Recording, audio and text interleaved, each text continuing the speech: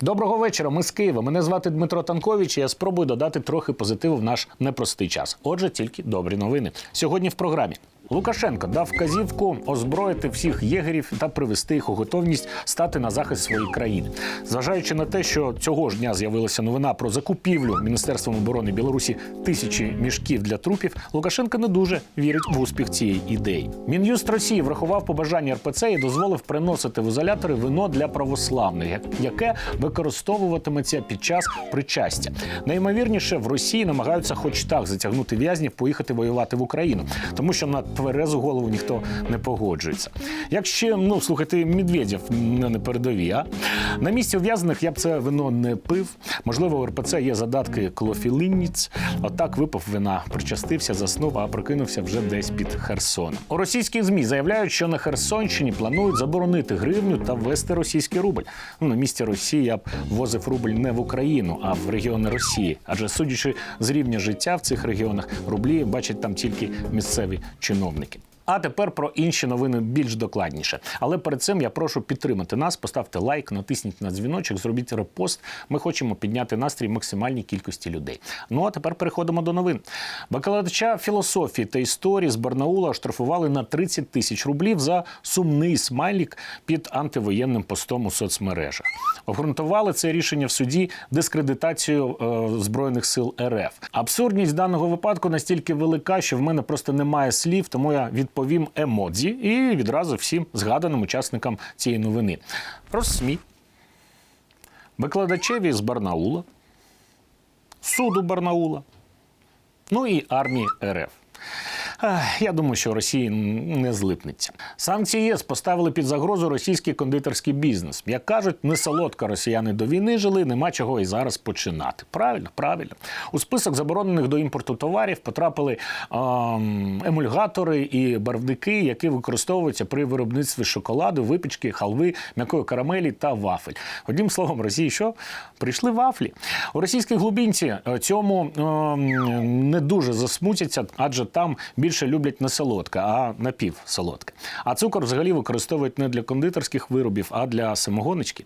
А замість солодкого завжди можна що? Згадати не такі давні часи і зробити з цукру півників на паличці. До речі, не робіть такі льодяники. Не треба. Тому що якщо ви будете смоктати його, вас можуть звинуватити у дискредитації російської армії. Повернемося до півників на паличці, хоча у цьому випадку на повідку. Прес-секретар Пєсков прокукакарекав, тобто розповів, що президент Путін не кашляв, в Кремлі регулюють роботу кондиціонерів і уникають протягів.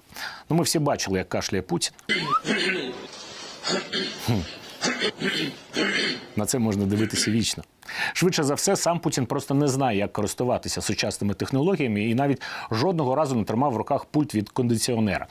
Дивно, що в Кремлі взагалі вони є, адже судячи з того, як Путіну доставляють новини на роздрукованих листах бумаги, то замість кондиціонерів в них мають бути спеціальні люди з опахалами.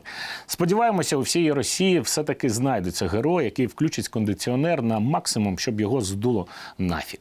А кого точно не продує, то це Євросоюз, який вже ухвалив рішення до підготовки вперше провести зиму без російського газу.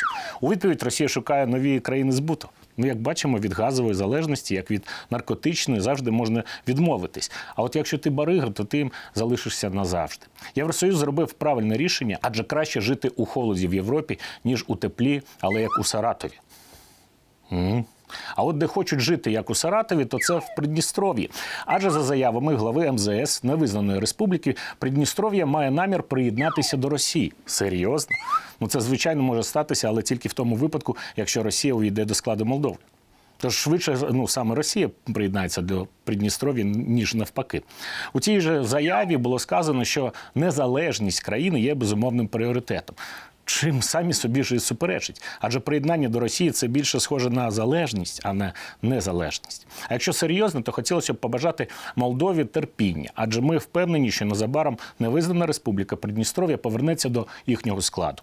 А якщо хтось буде проти, то знайте, у вас є чудовий сусід, Україна, який завжди вам допоможе. За традицією трохи позитиву ми знову зібрали для вас добірку милих та добрих фотографій з хлопцями та дівчатами, які захищають Україну. Насолоджуйтесь.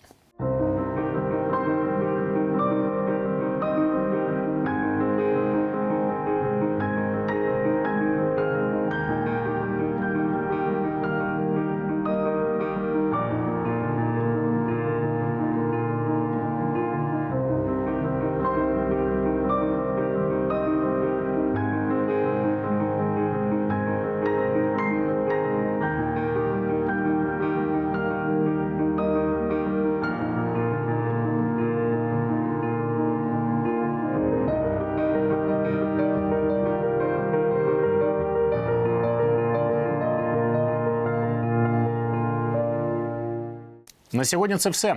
Допомагаємо одне одному, допомагаємо країні. Ми переможемо.